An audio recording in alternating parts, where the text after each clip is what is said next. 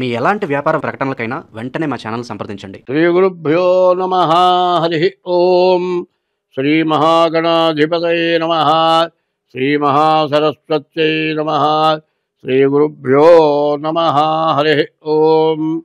యక్కర్తా జగతాం భర్తా సంహర్తా మహసాం నిధి ప్రణమామి తమాదిత్యం బహిరంతస్తమోపహం.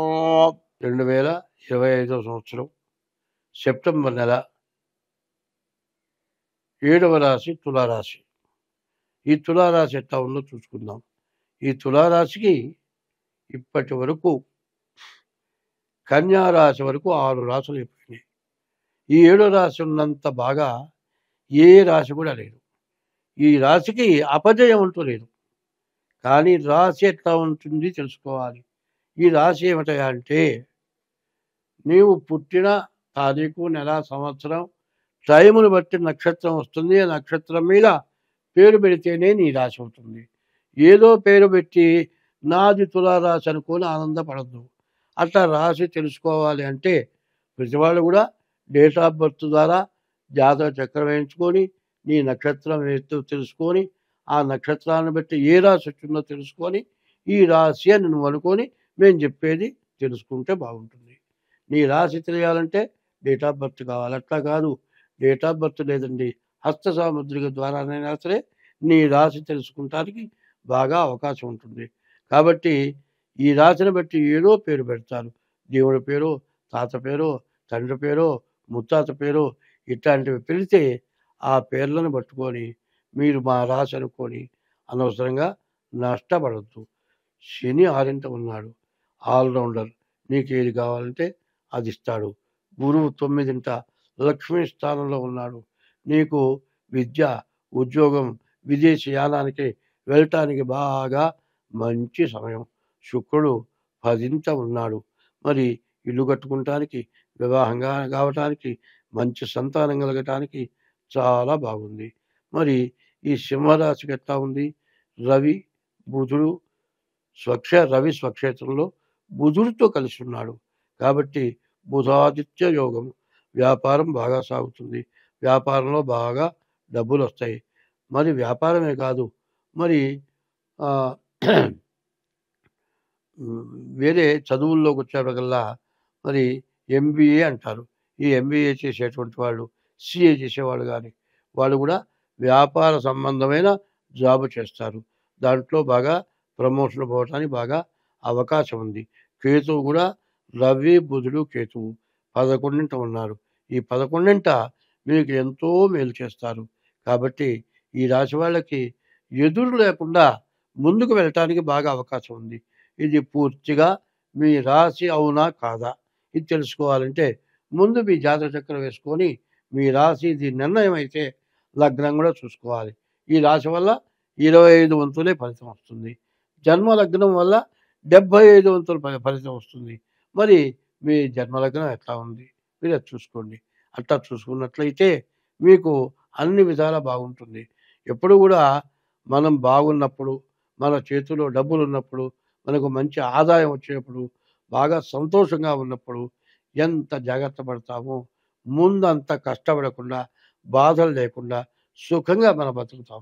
అట్లా బతకాలి అనేటట్లయితే మాత్రం మీరు తప్పనిసరిగా మీ డేట్ ఆఫ్ బర్త్ ద్వారా మీ జాతకం చూపించుకోండి. అట్లా కాదండి మాకు డేట్ ఆఫ్ బర్త్ లేదు అంటే హస్త సాముద్రిక ద్వారా సరే మీ జాతకం మేము చూస్తాం. అట్లా చూసుకొని దీన్ని ఎట్లా ప్రవర్తించాలో చూడటం మంచిది. తర్వాత ఈ నెలలో భాద్రపద మాసంలో వినాయక చవితి వస్తుంది. తర్వాత బహుళ పక్షంలో పితృదేవతల యొక్క పూజిస్తుంది. ఇవి చేస్తే అనేక రకాల దోషాలన్నీ కూడా పోతాయి. ఎందుకంటే పితృదేవతలు అంటే తల్లిదండ్రులకి సరైనటువంటి కర్మ చేయకపోతే వాళ్ళు ఇక్కడే వేళ్లాడుతూ ఉంటారు. వాళ్ళు నాకెవరైనా సరే కనీసం తిరోజుగాలు వదులుతారా, నాకు పిండాలు పెడతారా బాధతో ఉంటారు. వాళ్ళ కనుక బాధ తీరిస్తే బతుడంగా అన్నం పెట్టడం కాదు, జీవతో వాక్యకరణం. తల్లిదండ్రులు బతికున్నంతకాలం వాళ్ళు చెప్పినట్లు వింటాం. ప్రత్యబ్దం భూరి భోజనం. వాళ్ళు చచ్చిపోయిన తర్వాత ప్రతి సంవత్సరం కూడా వాళ్ళ పేరుతో ఆబ్దికం పెట్టడం. గయాయాం పిండదానచ్చ. గయక వెళ్ళి పిండ ప్రదానం చేయటం ప్రతి సంవత్సరంలో కూడా మరి తిథి తెలియకపోతే భాద్రపద మాసంలో అష్టమి రోజు పితృదేవతలకి పిండ ప్రదానం చేయటం ఇవి చేస్తే వాళ్ళకే కాదు మనకు కూడా ఎంతో మేలు జరుగుతుంది. పితృదోషం అంటారు. 9 కొన్ని గ్రహాలు ఉంటే పితృదోషం వస్తుంది. ఆ పితృదోషం పోతుంది. గ్రహ దోషాలన్నీ పోతాయి. మన ప్రవర్తన వల్ల అన్ని రకాల దోషాలు కూడా పోతాయి. అట్లా పోవాలంటే ముందు వినాయక చవితి పూజ, తర్వాత పితృదేవతల పూజ, మీ డేట్ ఆఫ్ బర్త్ ద్వారా జాతకం చూపించుకొని మీరు సత్ఫలితాన్ని పొందాలి అంటే ఈ రాశి వాళ్ళకి మిగతా కన్యా రాశి వరకు, మేషం నుంచి కన్యా రాశి వరకు ఈ రాశి గ్రహాలు కూడా బాగాలేవు. ఈ తులారాశి గ్రహాలు చాలా పూర్తిగా బాగున్నాయి కాబట్టి మంచి టైంలో చాలా జాగ్రత్త పడటం అవసరం. ఈ రాశి వాళ్ళు ప్రతి రూపాయి కూడా జాగ్రత్త చేసుకోవడం అవసరం. ఎందుకంటే ఆదాయం ఉన్నప్పుడు జాగ్రత్త పడాలి. ఆదాయం లేనప్పుడు అది ఖర్చు పెట్టుకోవడానికి అవకాశం ఉంటుంది. ప్రతి వాళ్ళు కూడా నాకు ఇప్పుడు బాగాలేదు, బాగున్నప్పుడు ఏం చేసావు? బాగున్నప్పుడు జాగ్రత్త పడాలి. బాగున్నప్పుడు కట్టుకునే గుడ్డ దగ్గర నుంచి ఇవాళ అన్ని ఫ్యాన్సీ ఐటమ్స్, ఇల్లు కొనుక్కున్నా పర్వాలే, బంగారం కొనుక్కున్నా పర్వాలే, వీటి మీద మాత్రం ధ్యాస ఉండటం లేదు. కాబట్టి ఇట్లా ఉండేదానికంటే ముందు ధ్యాస జాగ్రత్తగా ఉండాలి అనేటట్లయితే ముందు మీరు ఈ టైంలో ఈ తులారాశి వాళ్ళు ఎంత జాగ్రత్త పడితే అంత మంచిది. గణపతి జ్ఞానం కలుగజేసేవాడు. అజ్ఞానతిమిరాంధస్య జ్ఞానాంజన శలాకయ చక్షురున్మీలితం చేన తస్మై శ్రీ గురవే నమః.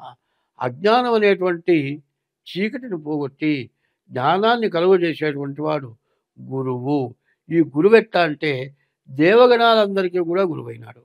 33 కోట్ల మంది దేవతల శక్తితో ఉద్భవించిన వాడు గణపతి. ఈ గణపతిని మనం ఏం చేస్తాం? పసుపుతో గణపతి బొమ్మ విగ్రహం తయారు చేసి శుభకార్యాలన్నీ కూడా పూజ చేస్తాం. కానీ ఈ భాద్రపద మాసంలో మట్టితో వినాయకుడిని కలిపి పూజ చేస్తాం. ఈ మట్టితో వినాయకుడిని కలిపి పూజ చేసి గంగలో కలుపుతాం. ఇప్పుడు ఈ వినాయక చవితి పూజ చేస్తే వినాయకుడు పూజ చేసినట్లు, గంగ పూజ చేసినట్లు, భూదేవత పూజ చేసినట్లు, ముగ్గురు పూజ చేసిన ఫలితం మీకు వస్తుంది. కాబట్టి ఈ రాశి వాళ్ళు ఎవరైనా సరే జాగ్రత్త చేయాలి అంటే ఆ టైంలో మనకు ఆశలు పెరుగుతాయి. ప్రతివాళ్ళు కూడా ఏదో ఒకటి అయితే బంగారం కొనుక్కోవాలని దానికంటే ఇప్పుడు గుడ్డల మీద ఎక్కువ ధ్యాస. మరి ఇట్లాంటి వాటికంటే బంగారం కొనుక్కుంటే ఎప్పుడూ మంచిదే. ఆ బంగారం కొనుక్కున్నా పర్వాలేదు, ఏ స్థలం కొనుక్కున్నా పర్వాలేదు, ఇల్లు కొనుక్కున్నా పర్వాలేదు. ఈ 3 కూడా జమ కిందే లెక్క, ఖర్చు కింద లెక్క కాదు. అటువంటివి చేసుకోవాలి అనుకుంటే ఇట్లాంటి టైంలో ఎంత జాగ్రత్త పడ్డా అప్పు చేసినా మళ్ళీ అప్పు తీరుతుంది. కాబట్టి ఈ రాశి వాళ్ళు వినాయక చవితికి వినాయకుడి పూజ, మరి ప్లాస్టర్ ప్యారిస్తో చేసిన బొమ్మను పెట్టి మాత్రం వినాయకుడి పూజ మీరు చేయవద్దు.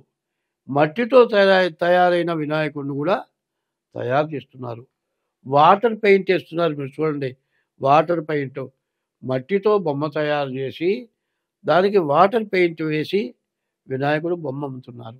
అయితే మట్టితో చేసిన బొమ్మను కూడా వాళ్ళు ఏం చేస్తున్నారు? ఎండబెడుతున్నారు, లేకపోతే కాలుస్తున్నారు. అది కాదు, ఈ కుమ్మరి వాళ్ళు చేసే మట్టి ఉంది, ఆ మట్టితో చేసిన వినాయకుడినే పూజించాలి. ఆ వినాయకుడిని నీళ్ళల్లో వేస్తే కరిగిపోతాడు, గంగలో కలిసిపోతాడు. అటువంటి వినాయకుడిని పూజిస్తే మీకు అన్ని విధాలా బాగుంటుంది. స్వస్తి.